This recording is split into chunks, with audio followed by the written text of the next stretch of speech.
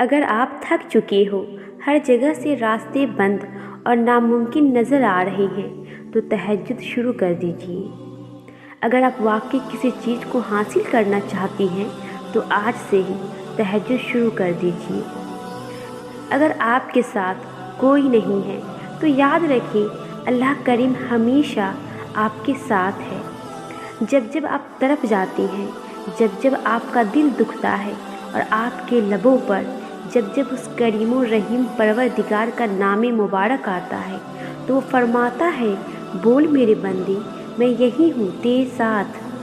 بغیر مانگے جو رب نعمت پر نعمت دے رہا ہے، سوچو اس رب سے جب آپ آدھی رات کو اپنی نیند ایسی ٹھنڈ میں اپنے گرم بستر کو چھوڑ کر اٹھو گے، اس سے سوال کرو گے تو کیا وہ تمہیں وہ عطا نہیں کرے گا جس کے لیے تم بے چین رہتے ہو؟ یقین کیجیے تہجد اتنی پاورفل نماز ہے جس کو اگر خلوص دل سے ادا کیا جائے تو وہ بھی ملتا ہے جو مل نہیں سکتا۔ ناممکن کو ممکن کرتی ہے تہجد کی نماز۔ 5 وقت کی نماز ادا کیجیے، تہجد شروع کیجیے، انشاءاللہ آپ کی ساری پریشانیاں تکلیفیں دور ہوں گی۔ اللہ کریم سے دعا ہے اللہ ہم سبھی کو تہجد گزار بنا دے، آمین۔ تہجد فرض نماز نہیں ہے، لیکن یہ فرض نماز کے بعد ایسی نماز ہے جسے رسول اللہ صلی اللہ علیہ وسلم باقاعدگی سے پڑھا کرتی تھی۔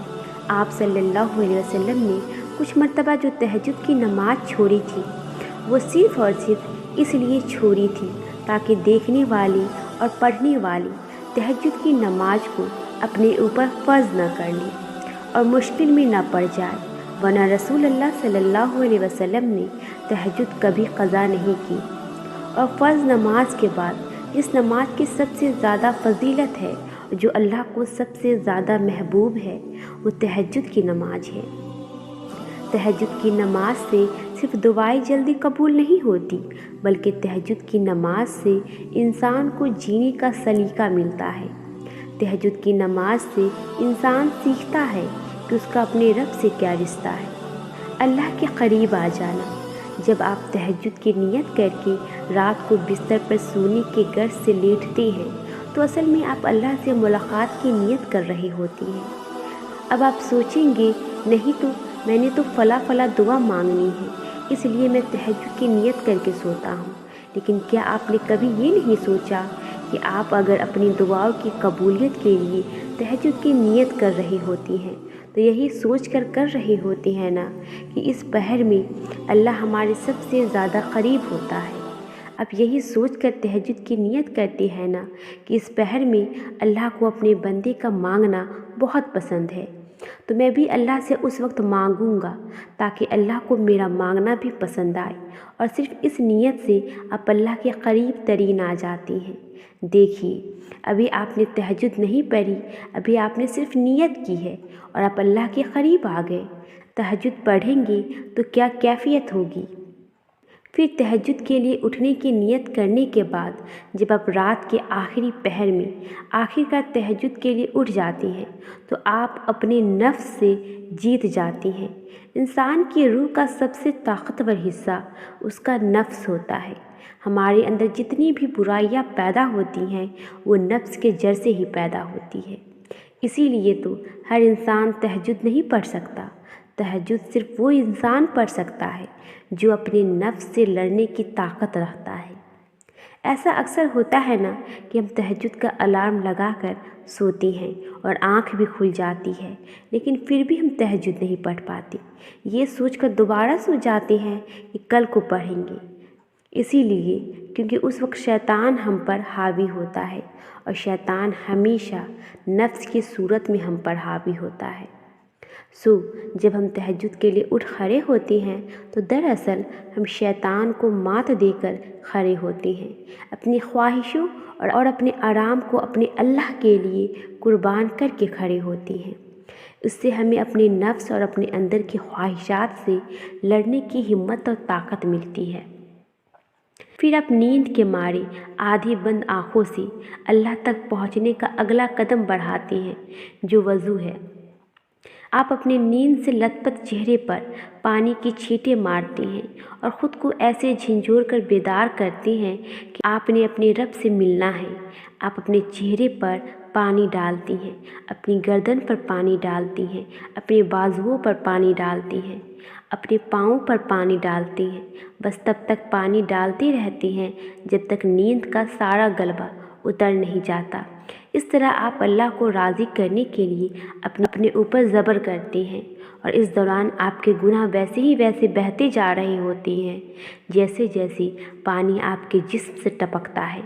और जब गुनाह कम होते चले जाते हैं, अल्लाह की आपके लिए मोहब्बत और बढ़ती चली जाती है।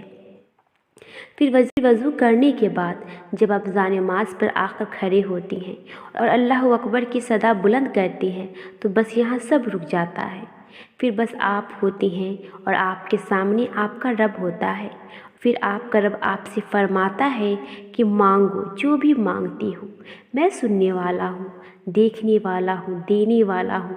और फिर तब जो भी मांगा जाता है वो दिया जाता है। तब हाँ या ना का सवाल नहीं होता, तब बस कुन के करिश्मे दिखाए जाते हैं। तब अल्लाह पाक सब कुछ अपने बंदे की झोली में लाकर रख देता है।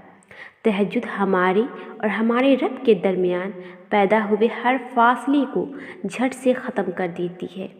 वो जो एक बहुत बड़ा कम्युनिकेशन गैप हमारी और हमारे अल्लाह के दरमियान आ गया होता है ना, तहज्जुद उस गैप को फ़ील कर देती है। फिर हम अल्लाह के करीब आ जाते हैं, बिल्कुल वैसे ही जैसे माँ की कोख में हम अपने अल्लाह के करीब थे, बगैर किसी भी रुकावट के, बगैर किसी भी शिकवे के, बगैर किसी भी रंज के।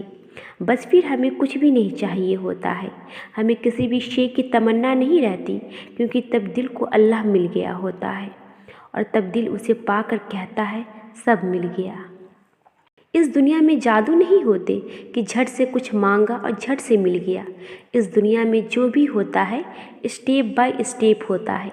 हालात और वक्त फिल्मों और ड्रामों की तरह एक लम्हे में या एक रात में नहीं बदलती। असल ज़िंदगी में इन सब को बदलने में वक्त लगता है।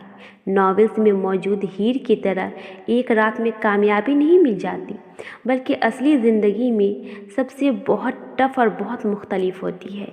यहाँ सब कुछ आहिस्ता आहिस्ता होता है, लेकिन इब्तदाई किए बगैर नहीं होता।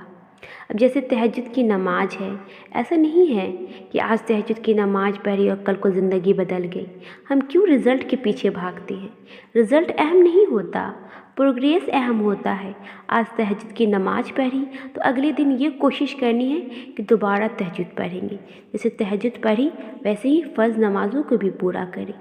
जैसे तहज्जुद में नफ्स को शिकस्त दी, वैसे ही रोज़मर्रा की ज़िंदगी में मौजूद गुनाहों को भी शिकस्त दें।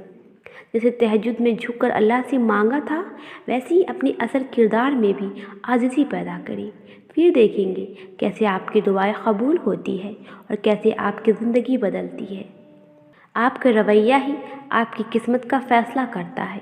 आप मुँह से क्या कहती हैं, इससे ज़्यादा इज़्ज़त वाली बात अल्लाह के यहाँ ये है कि आप अपने अमल से क्या करती हैं।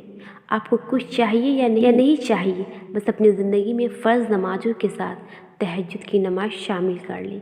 फिर रोज़ाना पढ़ें, महीने में बस एक दफ़ा पढ़ लिया करें। फिर देखिए क्या कुछ बदलता है और बेहतरी के साथ बदलता है। स्टेप बाय स्टेप चलिए, उठने की नीयत से शुरू करें। फिर कब और कैसे अल्लाह आपको जान-नमाज़ तक ले आएगा, इस बात का तो आप वहम व गुमान भी नहीं कर सकते। तहज्जुद का सजदा कुन फयकुन तक ले जाता है। ये जो मायूसी है ये आज है, कल कहानी ख़त्म हो जाएगी। मोहब्बत अल्लाह से हो जाए तो मुलाकात की तरफ फजर से शुरू होती है और तहज्जुद पे ख़त्म होती है। जब मोहब्बत हो जाती है तो नमाज क़ज़ा करने वाले तहज्जुद अदा करने लगती हैं। तहज्जुद की दुआओं से इंसान वो भी पा लेता है जो चीज़ उसके नसीब का हिस्सा नहीं होती। तहज्जुद तुम्हारी दुआओं को कबूलियत का रास्ता दिखाती है। तहज्जुद एक ऐसी नमाज है जिसको पढ़ने वाला अल्लाह से अपनी हर बात, हर दुआ मनवा सकता है। चीज़ें नामुमकिन से मुमकिन में तब्दील हो जाती है। जब बंदा तहज्जुद गुज़ार बन जाता है اس وقت کی مانگی گئی دعا قبولیت کی طرف ایسے تیر کی طرح جاتی ہے کہ وہ دعا حقیقت بن جاتی ہے اللہ کے کرم سے۔